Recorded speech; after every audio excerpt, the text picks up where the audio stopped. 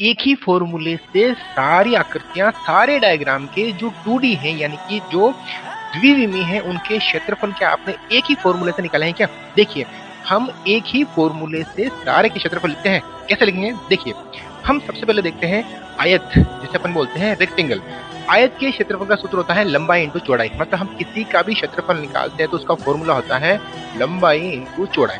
बस इसी फॉर्मूले से इन सब के क्षेत्रफल निकाले जा सकते हैं। वो कैसे? देखिए, इसकी लंबाई है a और इसकी चौड़ाई है a।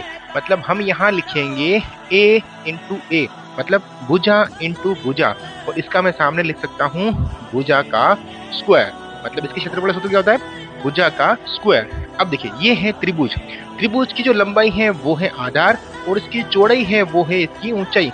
इसका मतलब लंबाई इंटू चौड़ाई। तो इसका मैं लिखूंगा आधार इंटू ऊंचाई, क्योंकि इसकी लंबाई जो है वो आधार है, चौड़ाई जो है वो क्या है? इसकी ऊंचाई है।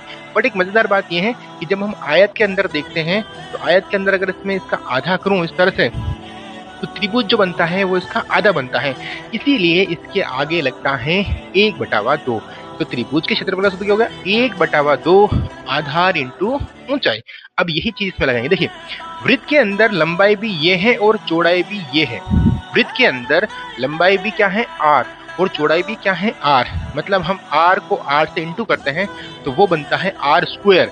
मतलब अगर मैं इसके अंदर ऐसा लिखूं कि r की घात 2, और जो भी आकृतियां गोल होती हैं उसके अंदर हमेशा आता है पाई। ये हमें याद रखना है क्योंकि ये राउंड शेप में है, इसलिए हम लिखेंगे पाई। इसका मतलब इसका फॉर्मूला हो गया पाई r स्क्वायर। इसका देखते हैं, ये है समांतर चतुर्भुज। इसके अंदर लंबाई तो है आधार और चौड़ाई है इसकी ऊंचाई। तो इसका फॉर्मूला हो गया आधार इंटू ऊंचाई। आधार इंटू ऊंचाई। तो एक बार दोबारा से, लंबाई तो हो गई इसका आधार और चौड़ाई हो गई इसकी ऊंचाई, यानी कि आधार इंटू ऊंचाई। वीडियो अच्छी लगी तो लाइक करें।